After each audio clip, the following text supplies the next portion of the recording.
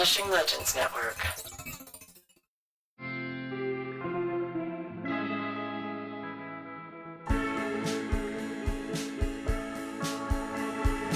Hey everybody, welcome back to the show. I'm so glad we're back together to spend some time together.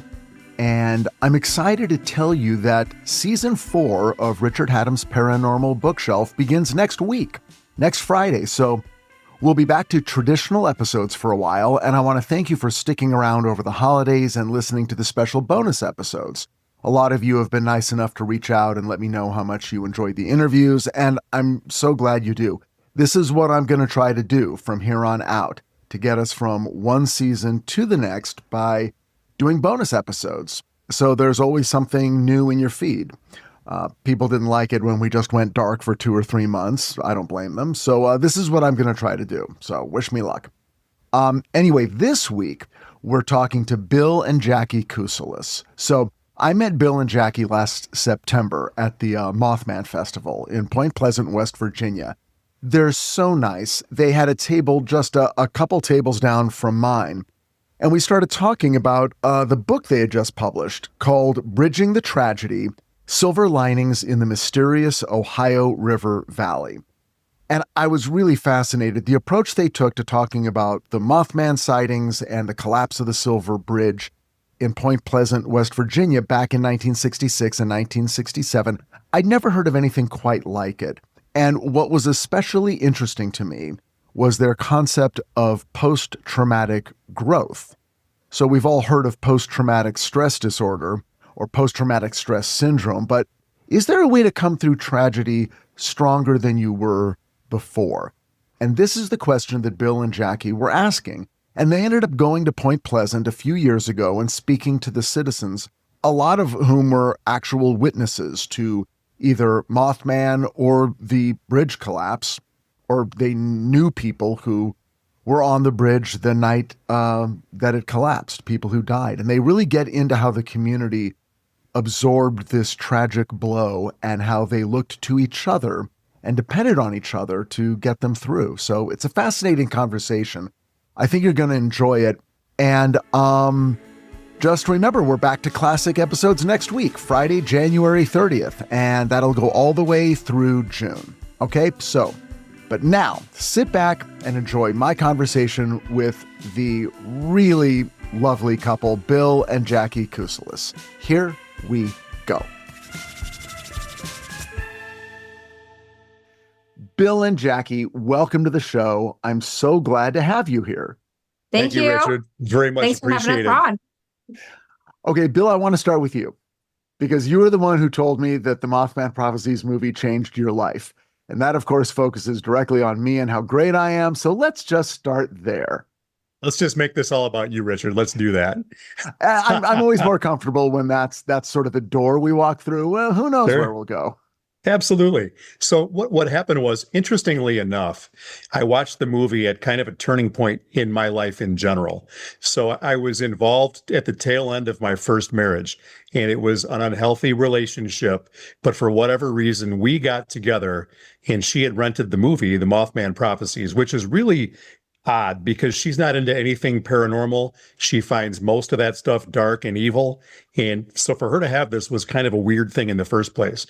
So I watched the movie, was really interested in it. And at the very end of it, when I saw that it was based upon a real life thing that happened in West Virginia, then it really captured my attention and really drilled in. I mean, really, the movie was done quite well. I thought the acting was good. I thought the sets were good, the casting. I mean, everything about it.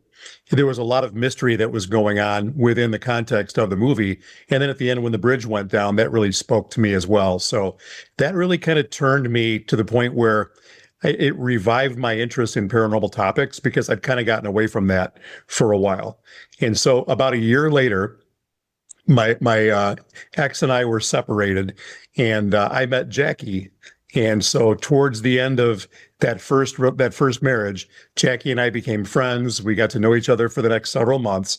And then sometime within the next year, I said, "Have you seen the Mothman Prophecies movie?" And she said, "Yeah, I think so." And it was kind of strange. I didn't really understand it. So we went out and we bought it like for $10 at some kind of drugstore or something. And we watched it and we were both really taken by it. And then I decided this is something I really wanted to research. So I bought John Keel's book, The Mothman Prophecies, got into the rest of his stuff, kind of went off the deep end with the whole thing, investigated Keel, Gray Barker, similar authors, and really got deep down into the weeds, trying to understand the way Keel processed information and really developed his theories. So that was the start of it. So you saw the movie, and you had not heard of Mothman or the Silver Bridge collapsing or any of that stuff, right? It was totally new topic to me. I had no idea about it. And at the time, your profession was that of? I was in technology sales, a field that I've been in for almost 30 years now. So I was doing the same thing then from a professional standpoint to pay my bills that I am today. I just happened to go and get involved with graduate school in my 40s and 50s. And then that's what led to actually researching and writing the book that we wrote. And what did you get your master's in? So my master's and my doctorate are both in psychology. That's what I find so interesting is the approach you took. Okay, so now we've got a little bit of the background, and maybe you can tell us sort of the book that you guys wrote. It's from, I'll probably state it incorrectly, and then you can, correct me, but it feels like it's looking at the event, both the bridge collapse sort of in one column, and then the supernatural events that people experienced leading up to it in Point Pleasant in another column, and sort of saying both of these things in different ways are intense experiences that can affect people psychologically, even to the point of PTSD. And how do people go through an experience like either of these or both, if that's the case, and come out the other side? Is that kind of close? It's right on. That's exactly what we were looking to capture. Yes. Can you tell me a little bit about how you went about researching what those after effects are psychologically and where people land and in this particular case, because the book is about the people in Point Pleasant and that exact event, kind of even over the course of decades, how they sort of go on with their lives. Well, I think to answer that question the best that we can, we have to back up a little bit. And so by backing up a little bit, what I mean by that is that after 10, 15 years of really researching the Silver Bridge disaster, the Mothman, and things of that nature, Jackie and I decided to take vacation. And we decided to go to Point Pleasant. And so at first, when I mentioned Point Pleasant, she kind of looked at me a little cockeyed, like, why aren't we going to Hawaii? Why aren't we going to Mexico? Why aren't we going someplace exotic? Jackie, I'm with you. And she said, I'm sorry, Bill, I don't mean to interrupt you, but let's just, because you're kind of there, let's jump to Jackie. Jackie, now you've seen the movie now. You're with Bill. Kind of where are you with this whole thing? Well, I thought it was really interesting, and like I said, the movie seemed weird to me. So, and I did have by then was hearing about some of the John Keel stuff, some of the Manly P. Hall stuff. I mean, Bill used to read to me at bedtime, and he would read to me, from these types of books. I love that. And my employees used to laugh, and they're like, "These are bedtime stories. Don't you get freaked out?" And I'm like, "No, I love it." So when he said he wanted to go stuff. When he said he wanted to go to Point Pleasant, I was like, we can go to Point Pleasant only if we stop at Serpent Mound first. So that was my condition. So we went to Serpent Mound before we went to Point Pleasant. Then I was all good with going to Point Pleasant. Now, what is Serpent Mound? Oh, it's a huge, they think it's a Native American effigy. It's was a ritual, or no, it's an effigy mound is what it is. And there's actual tombs of different Native Americans, but I can't remember what the tribe is that's in the tombs there. But Is it's it shaped in like is this it in West huge. Virginia? Is it like right near It's there? it's in Ohio. It's in Peoples, Ohio, and it's maybe a few hours from Point Pleasant, 3 hours possibly. And it's this huge serpent, and they keep it like really nicely landscaped and everything now. And they have a sidewalk that goes all the way around it, so you can walk the entire mound. And at the end, at one end, it's the tail of the mouth of the serpent, and the other end is the mouth of the serpent with this huge egg in the mouth of it, which is like a fertility type of thing. So Okay. a lot of energy there. And also the natives that are in the mounds there are buried in mica.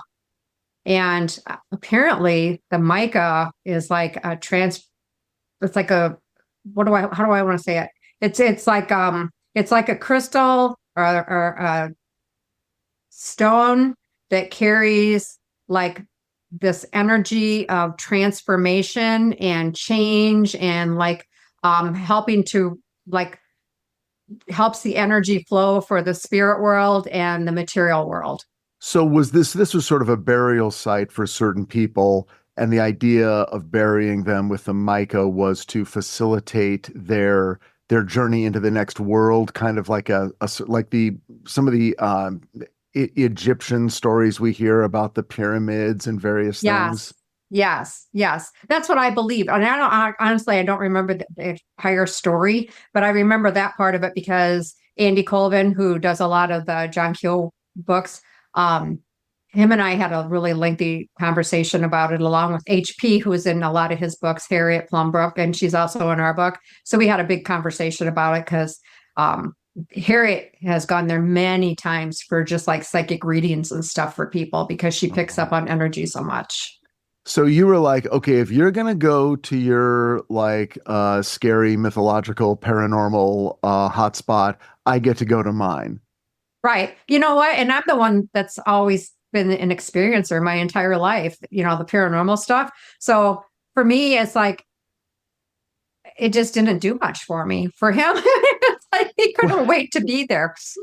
Well, that's interesting. So Bill, are you an experiencer? Not nearly to the degree that Jackie is, but I can say that since we've lived in this house that we built about 3 years ago, we've had some really strange experiences here. So I've begun to become an experiencer recently, but Jackie's had things going on her entire life. And Jackie, what would you say is sort of the realm? Is it spirits? Is it personal psychic powers? Is it aliens? What is it? Never seen an alien. Psychic realm, definitely. Very much able to pick up on all kinds of things psychically. Can do remote viewing. There was this thing on Facebook and it said, give yourself these amount of points if you've ever had this, like poltergeist activity, doors opening and closing, seeing shadow people, seeing a UFO. I mean, just all these different things. Seeing an alien wasn't one of them on there, but the highest score you could get was 325. I scored a 325. Every one of the things. I hear voices. My dad, after he passed away, woke me up at 3:33 in the morning yelling my name. I sat up straight up and asked Bill, and he never heard him. I can blow out light bulbs with my emotions. I mean, just all kinds of weird shit. Oops, is it a family show? No, you can use any language you want. This is an explicit show. People are used to hearing me say terrible words. So let me ask you, Jackie, you've got your whole life, you've had this stuff. I always like to ask people, how do you feel about it? Do you like it? Are you glad? Do you wish you didn't? How are you with it all? I'm good with it. I'm very good with it. When I was a kid, my first memory was when I was like so tiny, my toes were like, just little tiny toes. I remember looking down at my feet, and that's how I can remember how tiny they were, is because My mom and dad's bedroom was at the end of the hall by the stairway, and me and my two sisters shared a bedroom right beside my brother. And we all woke up at the middle of the night at the same time, went to our doorways, and saw an apparition of Jesus at the end of the hall. And they ran to my mom and dad's bedroom down by where Jesus was. And I remember looking down because they're yelling, Jackie, Jackie. And I didn't have any fear at all from that. I wasn't scared of Jesus. But when they were calling me to come, then I was scared, because then I'm like, I looked down at my feet and I was wondering, can I run fast enough so Jesus doesn't get me? You know? Well, And okay, well, now this is very interesting. Okay, so you knew it was Jesus, but you're still a little scared. You don't want Jesus to get you. But were you guys, I mean, did you go to church? I mean, is that how you had an image of what Jesus was? yeah, we were churchgoers at that time. Yes. So were you afraid of Jesus, or were you just like, why is he in our house? What have we done? And is this the rapture? Or like, what was... I think the reason I was afraid was because my siblings seemed so afraid. Otherwise, I don't think I would have been afraid at all. I think I would have just walked down to mom and dad's bedroom, but they were like, hurry, hurry, run, freaking me out. Yeah, so you saw it, they saw it, everyone sort of got up, walked to their doorway, saw the same thing. Yeah. Did mom and dad see it? No, they didn't get out of bed, which was very commonplace in our childhood.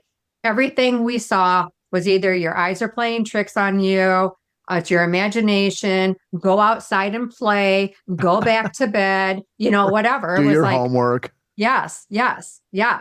So Yes. So now, are you the are your siblings also equally psychically inclined, or are you the only one who sort of developed into that? Well, my brother became schizophrenic, and I'm wondering how psychically inclined he was before that developed, because there was some things going on with him. My sisters, yes, to a point, but they are not comfortable with it, so they kind of deny it.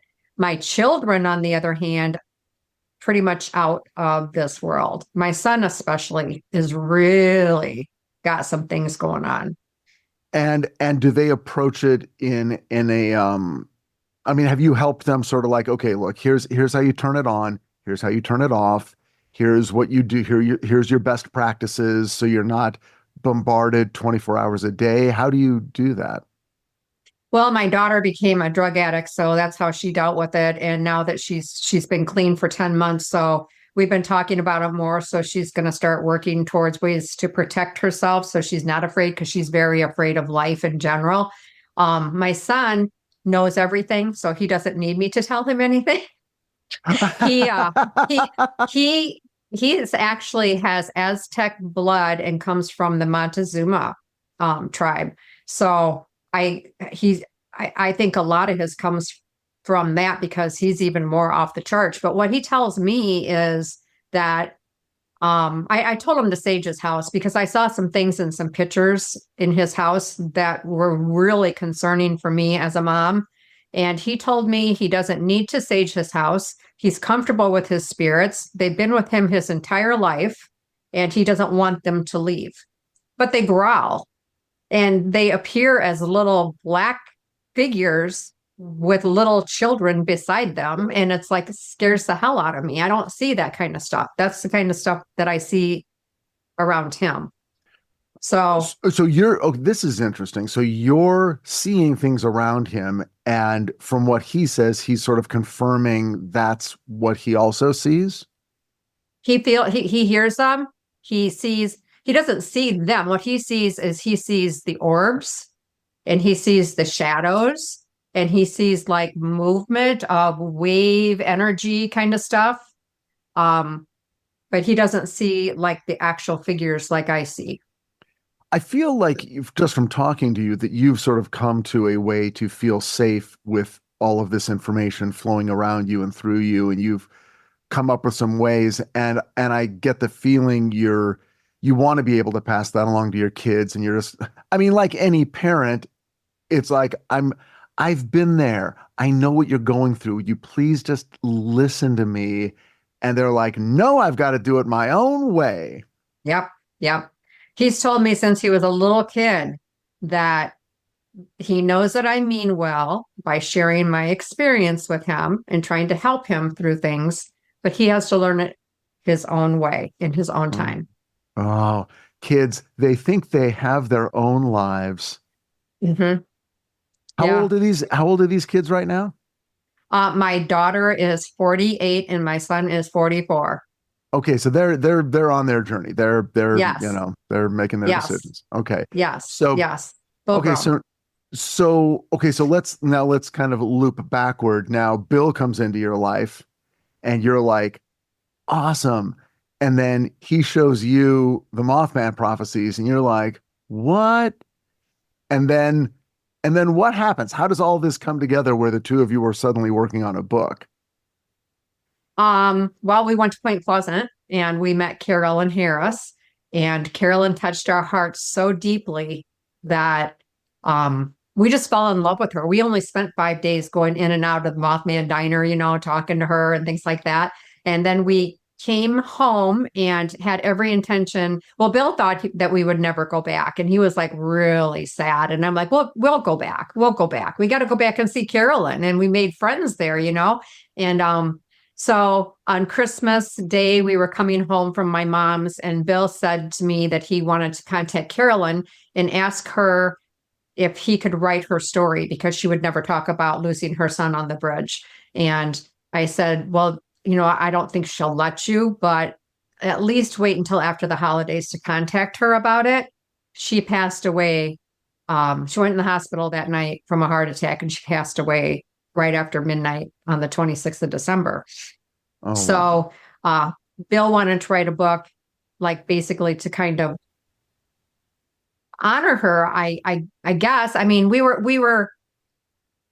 I honestly, at that part, I'm a little blurred about, except for I knew that we wanted to write a book, and I knew that it was going to be on something paranormal, and it was going to be on trauma, and it was going to be on post-traumatic growth. And I knew that somehow Point Pleasant had to be part of it, because that's what we had talked about after that point, since Carolyn had passed. And that came to me in the shower. A lot of stuff comes to me in the shower. I think it's because I'm just really relaxed and, open. And I told him then that we were going to have to write a book, and it was going to have to be called something like something about hellish experiences. I don't even remember. And but he wanted to make sure that we incorporated Carolyn into it. And that's how we started talking about, the bridge disaster and Mothman, and putting it all together, and then, dedicating it to Carolyn and the lost souls of Point Pleasant. Right. Or the Ohio River Valley, Yeah. And Bill, okay, so Bill, at this point, you've been to Point Pleasant. You guys have made friends with Carolyn, and you're also thinking along those lines of doing a book. It was. I mean, that was really what probably the impetus to me going to graduate school as late in life as I did, is I wanted to be able to put PhD on the book that I wrote. I mean, that's kind of the way that it all played out. I mean, there was a little bit more to it than just that, but to summarize, absolutely. So Jackie didn't share with you that when we arrived in Point Pleasant, it was 5:00. It was July 2nd or 3rd. It was totally dead. It's not like it is now. Now, pretty much every day of the week, there are people visiting town and it's packed, but there was nobody there. I mean, it was just like a ghost town. What year was this? This was in 16. So it was about 9 years ago. Okay, so things were beginning to ramp up in terms of the popularity of the whole place, but not like they are today. So we got to town, we saw the Mothman Museum, but it was closed. Everything was closed. And Jackie was a postmaster at the time, so across the street is the post office, so we checked that out, but it was closed too. And then she sees this little old lady in a restaurant window looking out, and she said, "This lady wants us to go talk to her." And I looked at Jackie and I said, "Yeah, whatever. Let's go see what's down the street here." And she's Classic like, "No, no, she really wants us to go talk to her." So when my wife tells me something twice in a row like that, she might as well grab me by the throat, because there's something to it. So we walked into the diner. Bill, why don't you just listen the first time, and then you wouldn't have to go that far. Yes. Exactly. Yes. I'm a pain in the ass that way, though. I am. So we met this lady, we visited with her for a few minutes, and then I knew that I recognized her from somewhere. So I asked if she was in a documentary. She said, yeah. And she looked kind of embarrassed. She said, I've been in like 16 or 17 of them. So I'd probably seen her in 5 or 6 of them. So we got to know her a little bit. She shared that her 2-year-old son, Timmy, went down with a bridge and her first husband, and they both were killed. And so that immediately put us in a place of reverence. But we, like Jackie said, we went back to visit her 5 days in a row. And when we left, she's right. We went to go follow our Chicago Cubs up to Pittsburgh to watch a game up there. And I was pissed because here I had been to the mountaintop. I'd been to Point Pleasant. I loved it. And I didn't want to go to a big city again. I was done with big cities. So I kind of almost went into a bit of a depression when we got back home and I got back into work and I got back into school. And it was actually on Christmas Eve that I mentioned to Jackie about calling Carolyn. And it was Christmas Day that we learned by Mark Griffith, who we also met with Carolyn. And he's the first person we interviewed for Bridging the Tragedy. He messaged us on Facebook Messenger, said Carolyn had a heart attack. And then the next day she died. So we were both crushed. I mean, not just because we wanted to write a book, but because she was like a long lost family member. We just adored her. So we contacted Jeff Wamsley, who we also met on our first trip, and we clicked really right out of the gate. He's just a super guy. And so, can you tell us, just for people who don't know, who Jeff is and what his whole connection is? Of course. So Jeff Wamsley is the curator and the owner of the Mothman Museum, the world's only Mothman museum. He is largely very responsible for the revival of Point Pleasant and interest in Mothman. I mean, he really is. He's dedicated his career basically to building this wonderful, wonderful avenue. It's like a mecca. It's a mecca for paranormal enthusiasts. It's referred to as the Roswell of the East. So you've got Roswell, New Mexico for UFOs. You've got Mothman Museum, really, for the paranormal folks on the East Coast, so to speak. So we reached out to Jeff. He told us where to send the checks for the memorial. We did that. And then I had a residency in Arlington, Virginia in September the following year.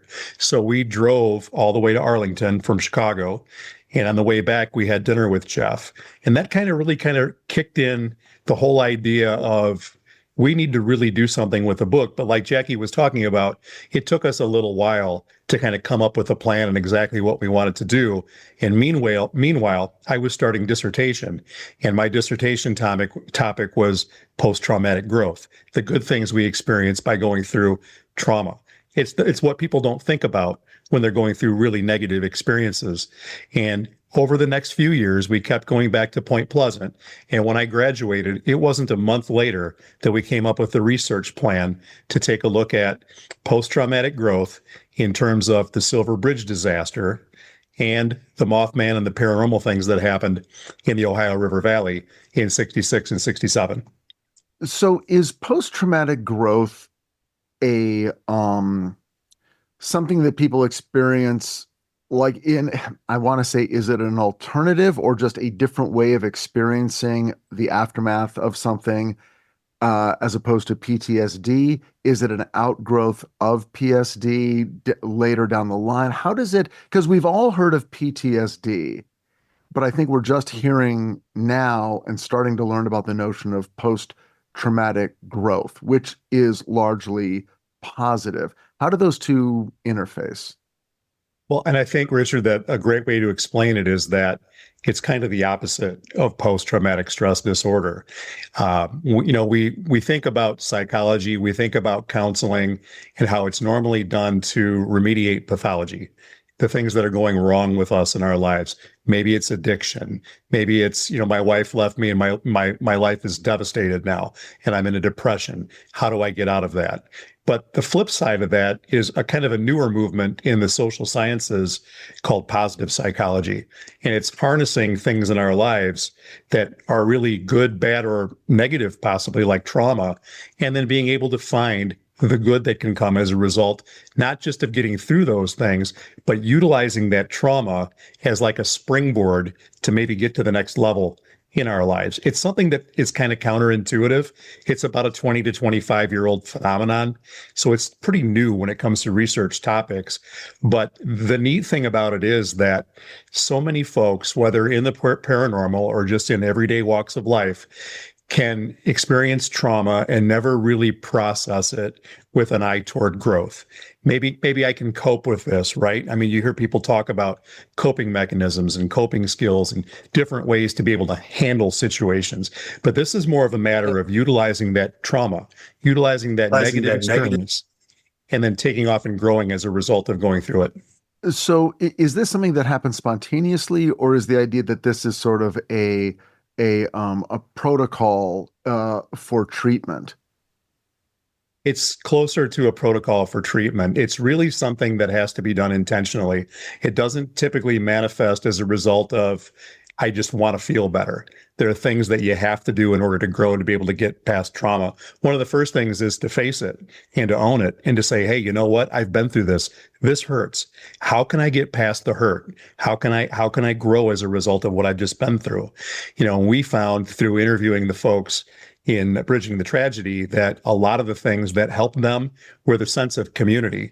Folks in West Virginia are the hardiest, kindest, most outgoing people. They welcome you to their town like it's the most important thing in their day. And that's a sense of community that comes from hardiness. It comes from the fact that it's kind of a hard scrabble life living out there. It's not Los Angeles. It's not Chicago. It's not like you have overwhelming opportunities. So you have to look at ways to be able to build a sense of community. Your faith has a lot to do with that. Resilience, things that we can grow as a result of finding the right elements in life to support that development. So clearly they didn't have, it wasn't like there were a ton of social services and grief counseling that was available to people in the 60s in Point Pleasant, West Virginia, that then offered a pathway through post-traumatic growth. Did you find that in their cases, they were finding their way to that end point, that they were finding it on their own? Or is that sort of how you added to the knowledge of what it could be by listening to their stories? When we did the research that we did in the 11 people that we interviewed, we found a lot of common themes, and family presented itself more than any other theme did in the entire study. There were almost 2,300 meaning units that we took from the statements of the people that we interviewed, and over 300 of them were the strength they took from their family. So, I mean, everybody knows that if you have a strong family, you're going to have a better experience of dealing with things and growing and developing and coping with things that affect us negatively. But, we learned that also the faith, being in the Bible Belt, was a big thing for them. They didn't have counselors. They didn't have psychologists. They didn't have therapists, but they did have ministers. They did have coaches. They did have firemen. They had paramedics. They had people they looked up to in their community. And they just really rallied around one another and helped them, go through the negativity to help them get past it and then grow in their lives and not let that disaster own them. What's interesting is that I think sometimes when a tragedy happens, a person can feel very isolated and cut off. The world is going on. The world is enjoying themselves, and I'm here alone with my sadness. But what was different was that in Point Pleasant, when that bridge collapsed and 46 people died, it one way or another, through 1 degree or 2 degrees or whatever, it affected everybody. And I feel like everyone sort of knew that everyone was going through this. And did that have an effect also? It was huge. It was absolutely huge. One of the guys that we interviewed, a gentleman by the name of Jimmy Wedge, he was the coach, and he was making his varsity debuting home coaching game at the Point Pleasant High School the night of the disaster. And he knows the bridge went down. Now, he's looking for his mom, who was in her 50s, had just gotten her driver's license because she never had it at home. The way he described her, she was kind of neurotic. She was reclusive, and dad pretty much, ran the house. He ran the finances. He had the job. She ran the household. But she actually, with the dad traveling, she got her driver's license and she was going to come to the game that night. What Jimmy didn't know was that his dad, who was working in Kansas City at the time, flew back to surprise him. And he flew back to, Charleston or Columbus or wherever it was, came back to surprise Jimmy at the game, picked up mom. They went across the Silver Bridge over to Gallipolis, Ohio, had dinner. And on the bridge on the way back, they went down. It collapsed. They both were killed. So he explained to us that he was 25 when this happened, and he felt that his parents had given him enough in those 25 years to have a successful life afterwards, and he did. But the point that I'm trying to make here is that he talked about how when it dawned on him that his mom was on the bridge and that they didn't realize, but his dad was there also. His friends just formed a circle around him. They got a fifth of whiskey. They said, "Oh, we know you don't drink, but take a shot of this. You need something. You need to calm down." They really just circled him with support and friendship and camaraderie, and they helped support him through that horrible time. Yeah, I mean, it's so strange because on the one hand, it's so terrible to think that everyone was affected by this tragedy, and yet on the other hand, at least everyone understood. They got it. If the kids weren't showing up to school or weren't quite, ready, it made sense. Everyone understood what was going on, and people knew each other, and it's like, okay, so at least they had a context. Were there, I mean, not to, not to dwell on the negative, but were there people who did not find their way through this that you became aware of? What do you think about that, honey? What are your thoughts? Well, we didn't really speak with anyone that didn't find their way through it, but we do know from, I believe Linda talked about her brother whose wife was on the bridge, Linda's sister-in-law, Linda Lane, and how he struggled so hard that he struggled the rest of his life with this. He ended up remarrying, but he was never happy. He was never happy in life after that. Because he lost his wife on the bridge. Yeah. Yeah. So you guys have written this wonderful book. It's fascinating, by the way. And I've mentioned it before, but I'll mention it again. It's called Bridging the Tragedy. It is filled with interviews with people who, I don't know that you can really find this information or to this detail and this length among these witnesses anywhere else. I mean, this is a document that's going to stand for all time because it happened 60 years ago also. And many of the people have since died of natural causes or moved away. And so this is kind of almost the last word on how that event affected people, some of whom still live there. I'm curious because it's such a big event and Mothman has become so well known.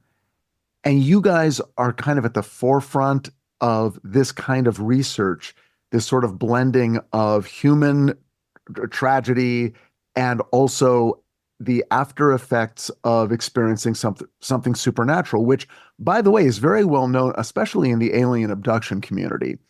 It almost goes hand in hand that often those people are experiencing post-traumatic stress. They go to a mental health counselor of some kind, and at a certain point feel safe to talk about it or through hypnosis come out with it. But I'm curious where you guys are going next. If there is a book number 2, is there something equivalent to what happened in Point Pleasant that you can now look at and apply the same principles? Our book number 2 is not like a sequel to Point Pleasant, but it's a mishmash of different types of trauma and paranormal activity, paranormal activity. We have like interviews from people that have had seen aliens, and Michael Carter is the one that he's seen multiple aliens, including an alien that healed him of a blood clot on his leg. But he said during his interview that he had a gun to his head by a cop in New York City, and that wasn't even as terrifying as having this gray alien in his face when he woke up at night. So we have that. Wow. We have another person that had started seeing grays after she had a frontal lobe injury, and 24 months to the day of the injury, the aliens stopped appearing. So she's like, was it aliens or was it a frontal lobe injury? But she had also had other stuff that was occurring that other people had witnessed, like crop circles, And so then we have another one who had hauntings, like people floating above her in bed, giving her messages, and literally telling her about her next husband, who was Gary Osborne, and there were just like all these different types of paranormal activity and all these different types of trauma. Not one are the same. Not one thing, not one person's trauma is identical to anybody else that has the same type of paranormal activity. That's so interesting. And just sort of doing the one-off cases, which are going to be, like you said, very, very different. Mhm. And I, obviously you sort of have to look at the person at their past, what their challenges were, if there were any mental health issues in the past, and then what that sort of event was that is causing a change, either positive or negative or both. Um, Near-death experience is another area, probably the number one area where after effects have been studied for decades and books have been written. I'm curious if anyone who's had a near-death experience is included in some of your research. We haven't come across anybody that's had a near-death experience. Interesting that you mentioned that, though, because I was surfing around on the internet one day and I saw that the drummer Carmine Appice, or Carmine Appice, who was in Beck Bogart in Appice, had a near-death experience. And one of the gentlemen that we've built relationship with the last few years, an interviewer and author by the name of Peter Robbins, who you may or may not be familiar with, is connected to him. And so we reached out to Peter to see if he could get us in touch with Carmine, but we were just we weren't close enough to be able to make that connection. So we haven't done that. But like Jackie talked about, Gary Osborne is the author really of the Rendlesham Enigma, which is about the Rendlesham Forest incident. Oh, right. We interviewed him and he had a Kundalini experience, which has since that point in time, he has become a mathematical savant. And he never Before had that, any he was type of just an idiot. mathematical. Yeah, well, that's what he said. We wouldn't call him that, but that's what he told us. Well, can you explain to us, those of us who might not know, what a Kundalini experience is? So probably only in general terms, because I don't know a lot about the experience, but from what I understand, it's some type of an electrical sensation that a person can feel when they're in an altered state of consciousness, where energy just rushes up and down the spine and then gives them some type of tremendous energy burst. And then they find new abilities that they didn't have after that. That's the little bit that I understand about it. You probably know more about the phenomenon than I do. But the way Gary just described it, the things he's been able to develop as a result of having that experience have been just mind-blowing. Now, did his experience, did it happen during like another paranormal experience? For instance, I've heard of people having the Kundalini experience during meditation and sort of their own personal spiritual practice. But I'm curious, does it ever happen, during or because of a near-death experience or an alien encounter or a poltergeist experience? I don't know. Have you found anything like that? Well, Gary had some type of visitation experiences where he was in a garden and felt the presence of an otherworldly being in his presence at that point in time. And there was another incident that he had where he had been through a breakup that was very difficult on him. And he was in a pub in England and he approached a lady at a table who kind of motioned him over. And he said she looked a little bit strange. She was attractive, but like maybe there was something wrong with her legs.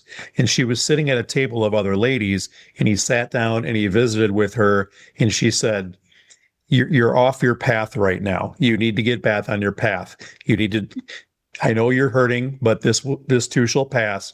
Things are going to develop in your life and it's going to get better. And then he went to the bar to get a drink or to use the restroom or what have you. When he walked back, she wasn't at that table.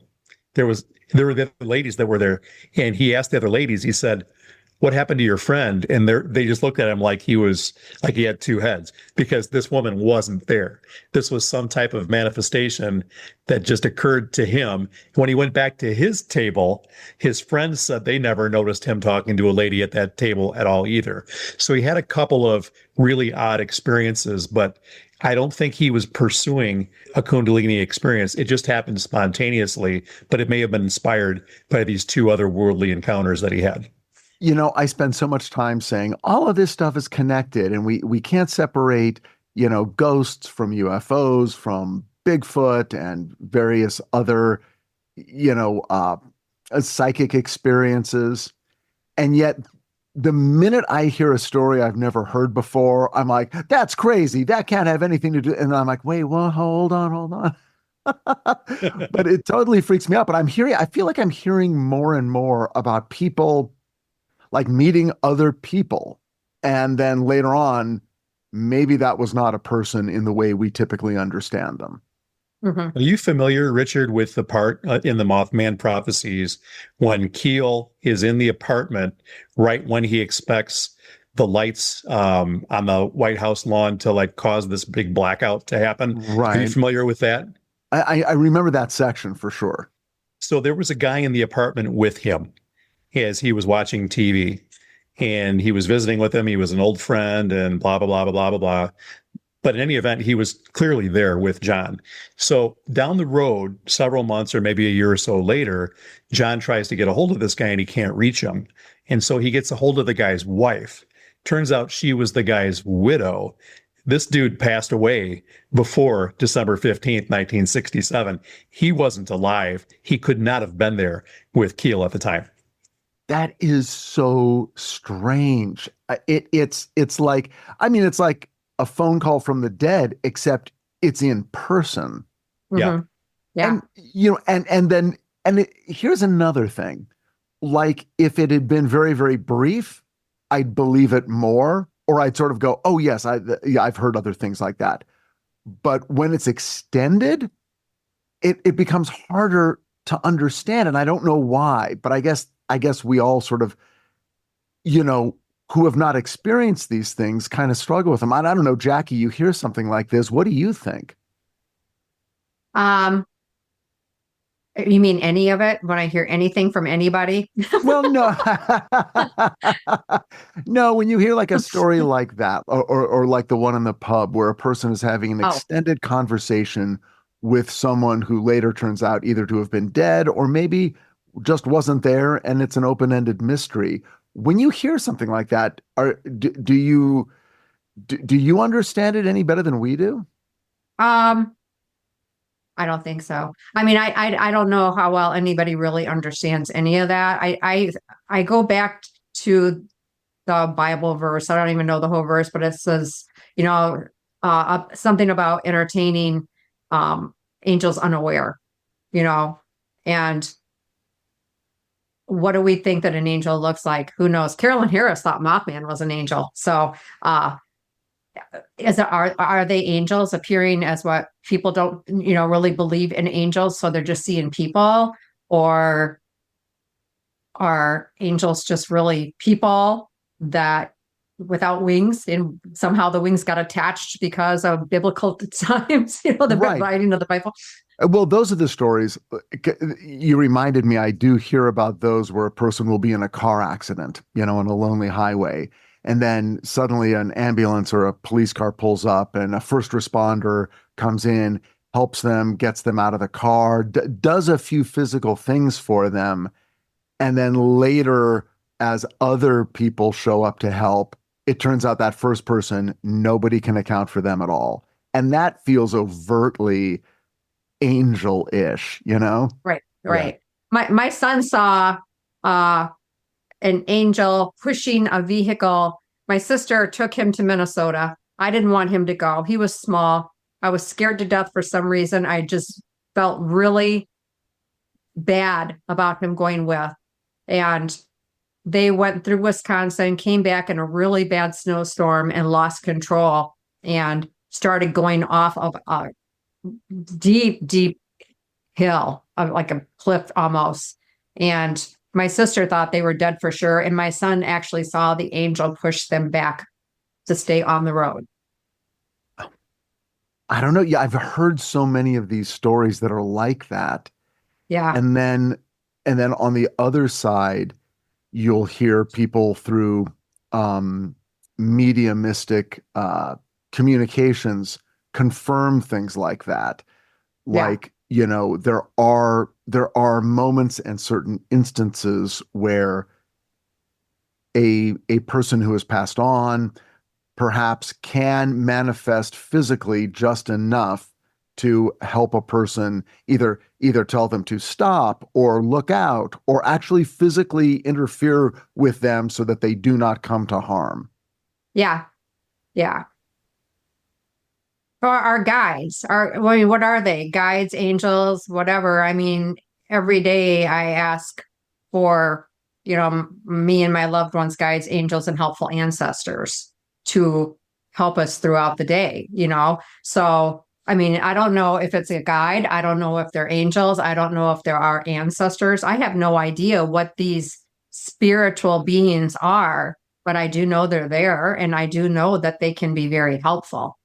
So, So for those of us who have never had a paranormal experience, but we're interested in the book you've written and the books you're writing, and we're also interested in how to deal with trauma in our own lives, what's our takeaway? What advice can you give, both of you? And how can we use the experiences the people have had in your book to sort of help us understand how to move forward?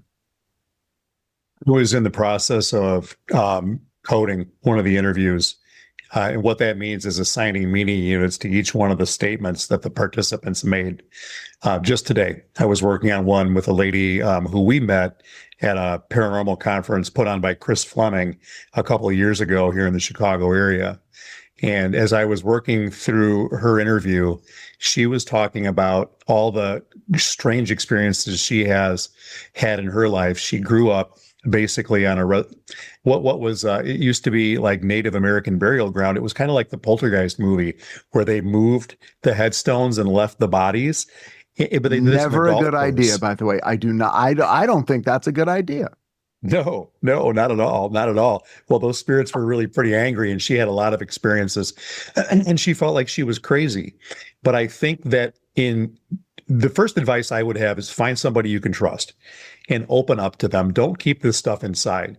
I mean, don't feel like you're crazy because you've had something happen in your life that you can't explain and that other people want to poo-poo away because it doesn't fit their paradigm of the way the world works.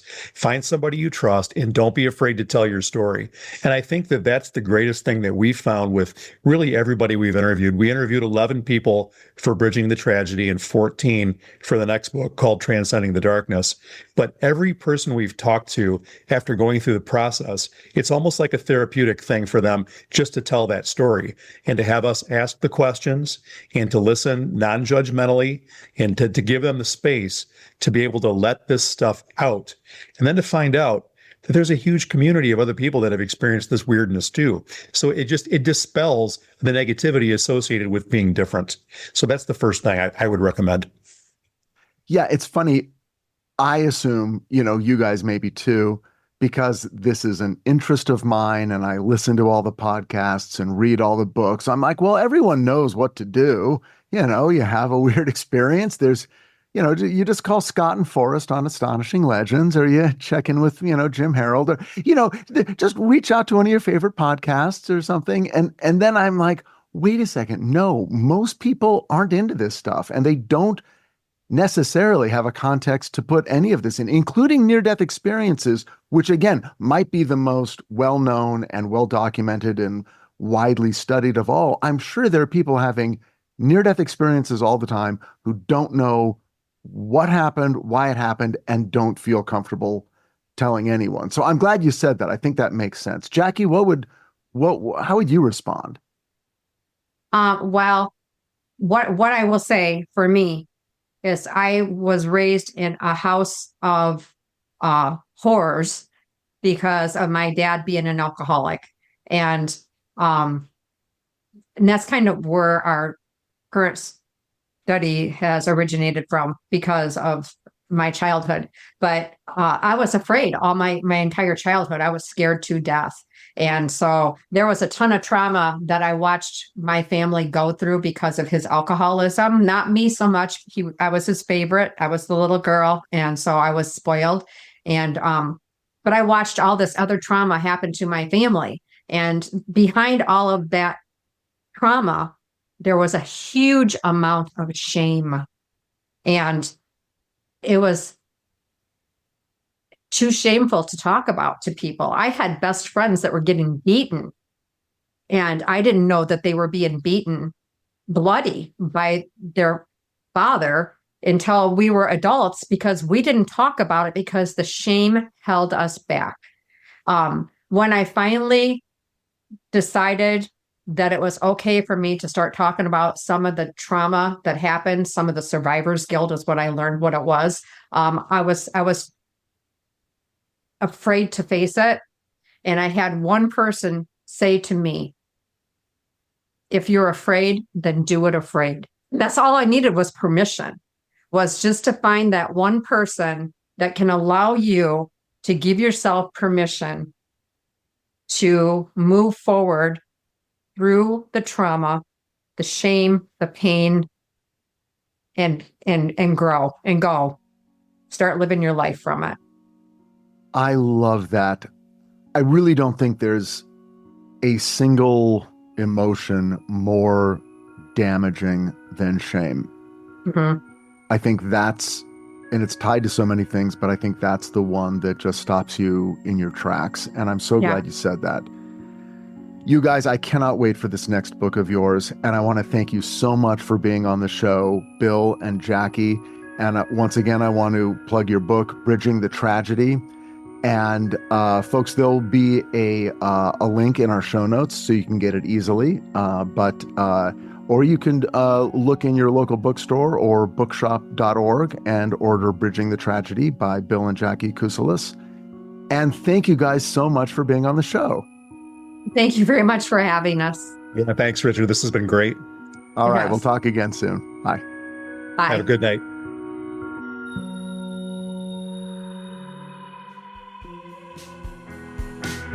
Richard Haddam's Paranormal Bookshelf is presented by Astonishing Legends, 134 West, and Summerland Entertainment.